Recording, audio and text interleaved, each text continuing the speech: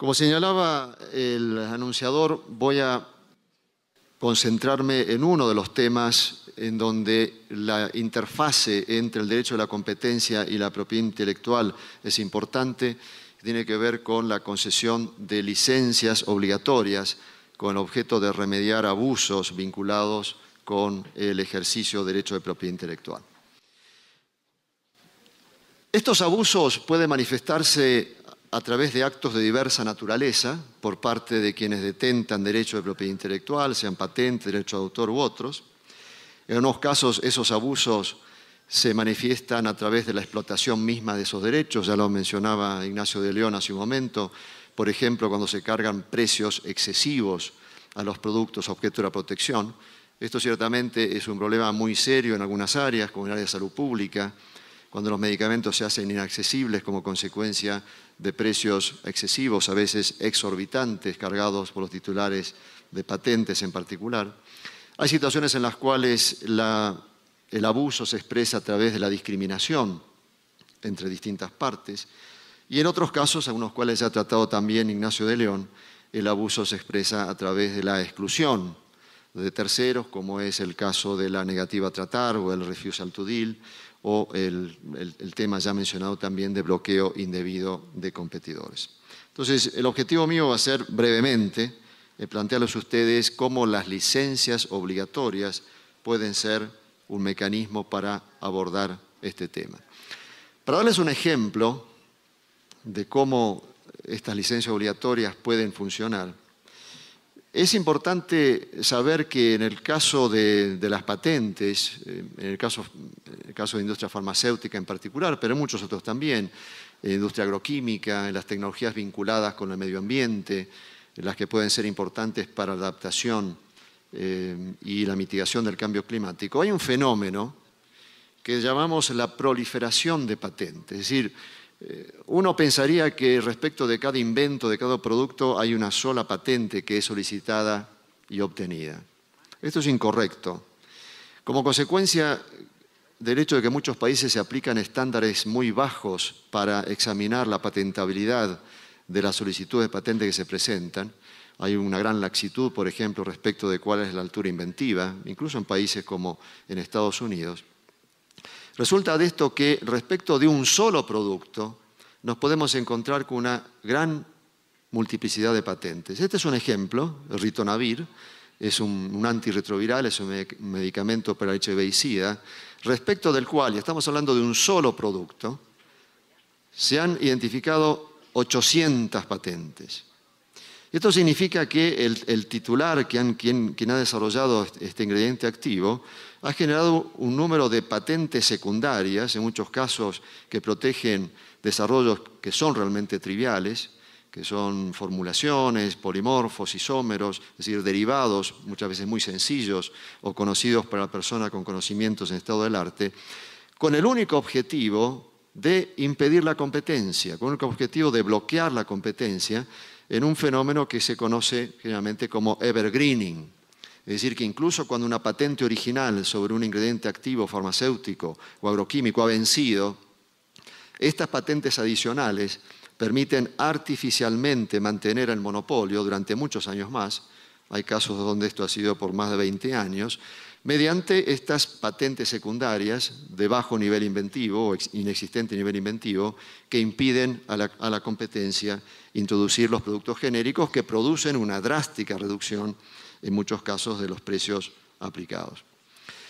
En este sentido es muy interesante mencionar una investigación que hizo la Comisión Europea, la Dirección de Competencia de la Comisión Europea, cuyo título y la referencia tienen ustedes aquí en este slide, fue el Pharmaceutical Sector Inquiry, terminada en el año 2009, donde la Comisión Europea hizo un muy extenso estudio, disponible en la página web indicada aquí, respecto de cómo las patentes son utilizadas en Europa, en el mercado farmacéutico, para impedir el ingreso de productos genéricos y los efectos que el uso de las patentes tiene en ese mercado. Algunas conclusiones de ese informe, que es muy extenso por cierto, que podemos mencionar aquí. En una de las conclusiones dice la Comisión Europea: una estrategia comúnmente aplicada es la de presentar numerosas solicitudes para el mismo medicamento, lo que les señalaba recién,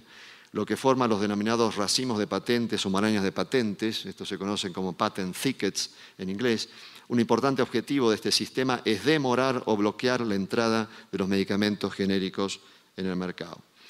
Y toma este informe un ejemplo de medicamentos individuales que están protegidos por cerca de 100 familias de patentes que pertenecen a productos específicos, lo cual puede dar lugar hasta 1.300 patentes y o solicitudes de patentes en trámite en los Estados miembros respecto de un solo producto. Entonces, esto ejemplifica muy bien cómo el sistema de patentes ha llegado a ser distorsionado en gran medida en muchos países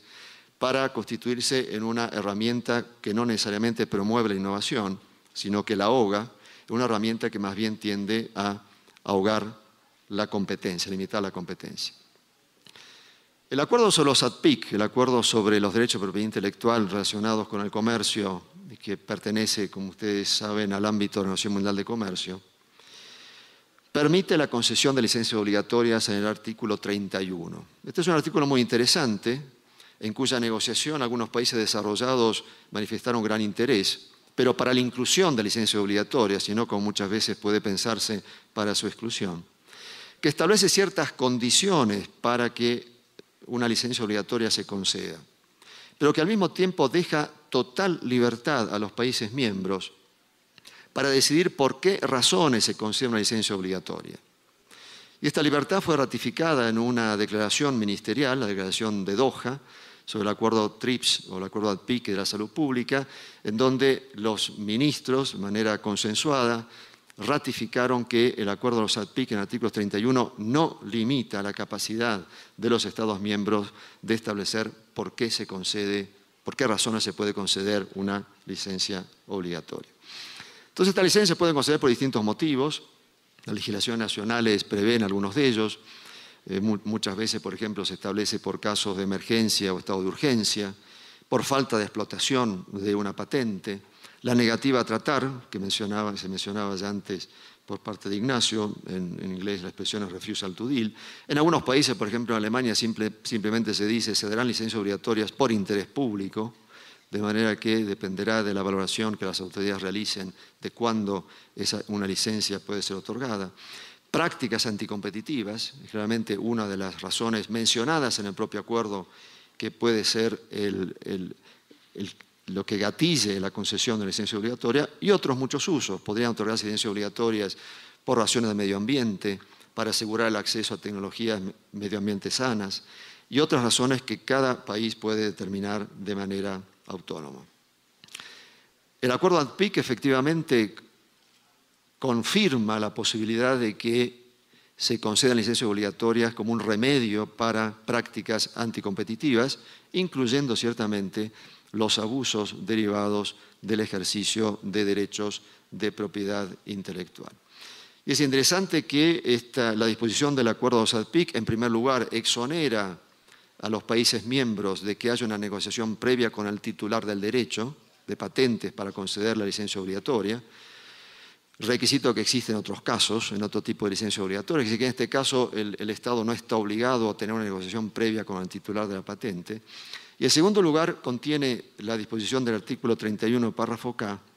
una interesante referencia, en el sentido que la necesidad de corregir las prácticas anticompetitivas se podrá tener en cuenta al determinar el importe de la remuneración que se pagará al titular de la patente en esos casos. Lo que es una indicación que este es un remedio o una sanción,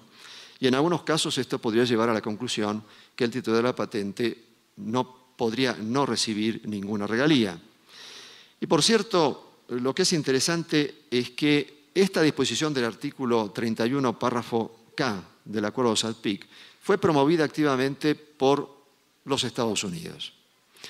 Por eso les decía que, contrariamente a lo que se piensa, el capítulo de licencias obligatorias en el acuerdo de los ATPIC no fue gestado exclusivamente por los países en desarrollo, sino que los Estados Unidos se preocupó de que sus propias políticas nacionales quedaran al amparo de cierto margen de libertad y de flexibilidad en el acuerdo de los ATPIC. ¿Y por qué es esto?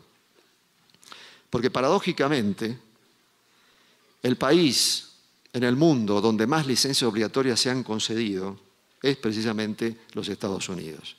Miles de patentes han sido sometidas a licencias obligatorias en los Estados Unidos. En la mayoría de los casos sobre la base de la aplicación de legislación antitrust. Incluso sin tener una norma específica que lo autorice en su legislación de patentes u otros capítulos de la propiedad intelectual, el derecho antitrust en los Estados Unidos ha utilizado de una manera extensa las licencias obligatorias como un remedio para situaciones planteadas en el marco de derecho de patentes u otros derechos de propiedad intelectual. En muchos casos se trata de las investigaciones relacionadas con la fusión de empresas y muchas licencias obligatorias han sido concedidas cuando se fusionan empresas a efectos de que esa función no conlleve una posición abusiva en el mercado. Entonces, muchas licencias obligatorias surgen de esa situación y otras surgen del ejercicio de casos en los cuales hay posiciones dominantes o abusos posibles por parte de los titulares de patentes. Este es un dato a retener, porque cuando un país en desarrollo emite una licencia obligatoria,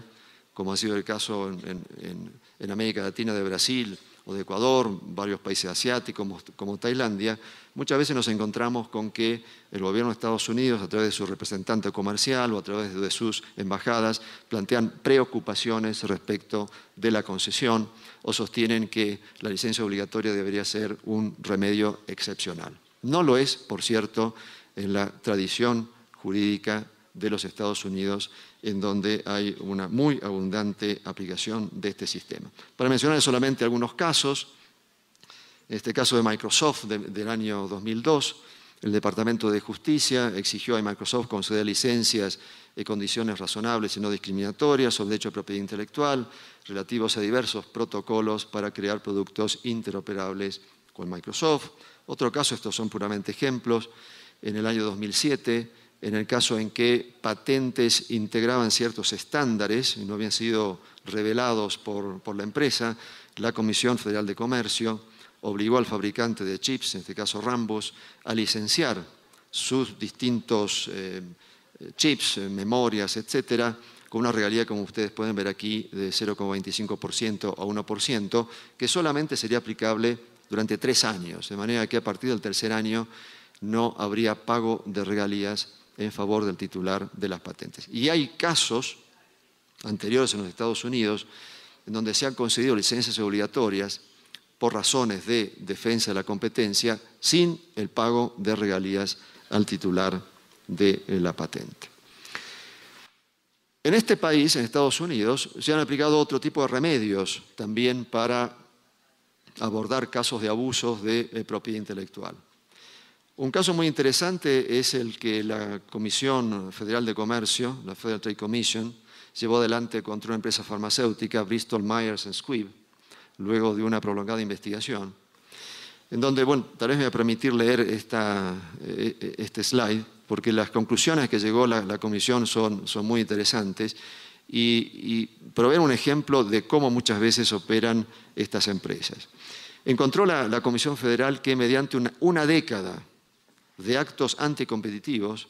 esta empresa Bristol eliminó la competencia abusando de regulaciones federales para bloquear el ingreso de genéricos. Engañó a la Oficina de Patentes y Marcas de Estados Unidos para obtener indebida protección por patentes. Pagó a un potencial rival productor de genéricos más de 70 millones de dólares para que no introduzca genéricos al mercado. E inició demandas judiciales sin base legal por infracción de patentes para impedir el ingreso de productos genéricos.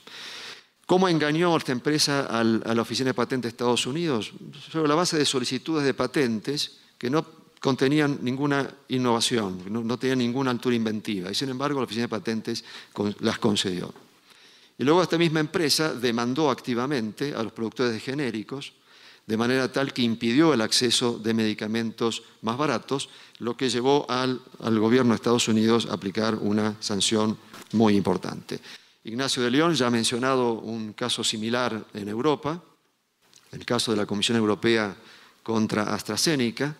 en donde esta empresa fue multada con 60 millones de euros, también por el abuso del sistema de patentes, por afirmaciones engañosas, por obtener un certificado suplementario de protección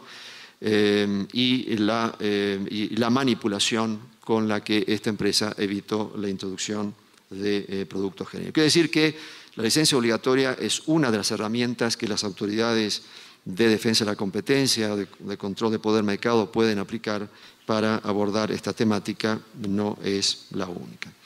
Bien, voy a pasar por algunos de las slides que siguen, porque ya Ignacio de León las ha tratado, el tema de las licencias obligatorias por negativa a tratar o por refusal to deal. Él ya se ha referido al caso McGill,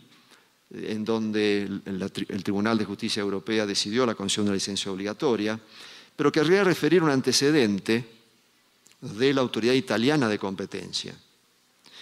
la que concedió una licencia obligatoria para remediar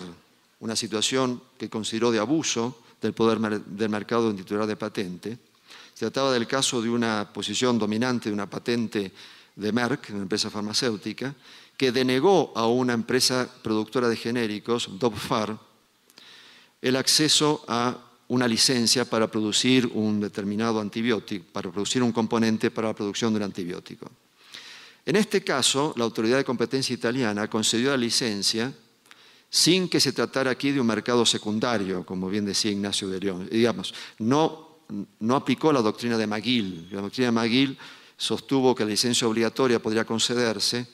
si la actitud del titular del derecho impedía el desarrollo de un nuevo mercado, un mercado secundario. En este caso, la autoridad italiana de competencia aplica el concepto de licencia obligatoria para remediar una práctica abusiva, pero en el propio mercado en donde compite y está establecida la empresa titular de la patente. Quiere decir, y esto quiero resaltarlo, que ninguno de nuestros países, ninguna de nuestras autoridades de defensa de la competencia tienen que atenerse a lo que otras autoridades de defensa de la competencia en el exterior, sea en Europa o en Estados Unidos, han decidido. Este es un campo en donde no hay disciplinas internacionales, a diferencia de lo que sucede con la propiedad intelectual u otros temas regulados por la Organización Mundial de Comercio. En el área de defensa de la competencia, los países tienen un importante margen de maniobra para definir sus políticas. De manera tal que si bien McGill puede haber sostenido solo mercados secundarios, si bien Estados Unidos puede tener una política restrictiva respecto a refusal to deal, tomamos nota de esos precedentes, pero lo que es importante es que nuestros países elaboren las políticas de defensa de la competencia que sean adecuadas a sus intereses nacionales, que sean consistentes con sus políticas, por ejemplo, políticas de promover el acceso de medicamentos a precios razonables, promover el acceso a agroquímicos a precios razonables para los agricultores. Tenemos ese margen de maniobra que no hay ninguna razón para cederlo. Otro precedente en donde la doctrina de las facilidades esenciales que puede conducir a la aplicación de una licencia obligatoria por refusal to deal tuvo lugar fue un caso en Sudáfrica, en el año 2003. Se trató también de una situación en la cual dos empresas, GlaxoSmithKline y Boehringer Ingelheim, aplicaban precios excesivos para antirretrovirales, es decir, medicamentos para HIV y SIDA. Se presentó una demanda por abuso de posición dominante y la Comisión de Competencia de Sudáfrica consideró que negar a un competidor el acceso a una instalación esencial, consideró que el medicamento era una facilidad, una instalación esencial, constituía una práctica anticompetitiva. De nuevo, entonces, la Autoridad de Defensa de la Competencia de Sudáfrica consideró la posibilidad de otorgar una licencia obligatoria a un competidor, sin aplicar la doctrina del mercado secundario. Finalmente, esta licencia obligatoria no fue concedida porque las dos empresas, GlaxoSmithKline y Boehringer, otorgaron empresas voluntarias, tal vez entre comillas, a una empresa local a efectos de producir el efecto de reducción de precios. Entonces, finalmente, permítanme hacer un comentario sobre el marco regulatorio de este tema en el caso del Ecuador. Hay dos disposiciones que son relevantes. Por una parte, la decisión 486 prevé en el artículo 66 la posibilidad de que se concedan licencias obligatorias cuando se presenten prácticas que afecten la libre competencia, en particular, pero no solo, cuando constituyan un abuso de la posición dominante. Quiere decir que la concesión de licencia obligatoria no está condicionada en la decisión 486 a la determinación de una posición dominante, sino que puede haber otras hipótesis en las que las licencias pueden ser otorgadas. Y es interesante notar que el artículo 66 de esta decisión establece que la licencia obligatoria se puede conceder de oficio o a petición de parte. Y además es importante notar que establece un lenguaje bastante concluyente en el sentido que otorgará licencias obligatorias. Otra norma relevante es la de la Ley de Propiedad Intelectual del Ecuador, el artículo 155, que como ustedes podrán observar tiene ciertas variantes probablemente desventajosas respecto del texto de la decisión andina, que como sabemos en el derecho de los países de la comunidad andina debe prevalecer. En el caso de la ley ecuatoriana se establece la posible concesión de licencias obligatorias, pero solo a petición de parte. La decisión andina establece que puede ser de oficio. Y nos dice que la Dirección Nacional de Propiedad Industrial podrá otorgar, en cambio la decisión andina nos dice que deberá otorgar, si hay situaciones que se consideran anticompetitivas. En estos casos es interesante la disposición de la ley ecuatoriana, recoge lo que establece el acuerdo SADPIC en el sentido que en cuanto a la remuneración se podrá tener en cuenta que la licencia obligatoria se concede para corregir prácticas anticompetitivas. Entonces, para terminar, la licencia obligatoria no es necesariamente un mecanismo excepcional, es un mecanismo que se ha utilizado vastamente en algunos países, en particular en los Estados Unidos, como un remedio para prácticas anticompetitivas. Es una herramienta que se puede utilizar sobre la base de las disposiciones previstas en la Ley de Propiedad Intelectual, pero, aquí adelanto una hipótesis, no solamente este es el caso. Por ejemplo, en Estados Unidos, las licencias obligatorias se han concedido sin que hubiera una norma específica en la legislación de propiedad intelectual. Yo adelanto la hipótesis de que la licencia obligatoria para remediar prácticas anticompetitivas derivadas de la propiedad intelectual es una facultad que tiene la Autoridad de Defensa de la Competencia, en este caso la Superintendencia de Control del Poder del Mercado, independientemente de las previsiones que en la legislación sobre propiedad intelectual se puedan tener. Es decir, es una herramienta que podría ser autónomamente utilizada cuando se constate la existencia de casos de abuso del poder del mercado que puedan ser remediados mediante la concesión de este tipo de licencias. Pero muchas gracias por su atención.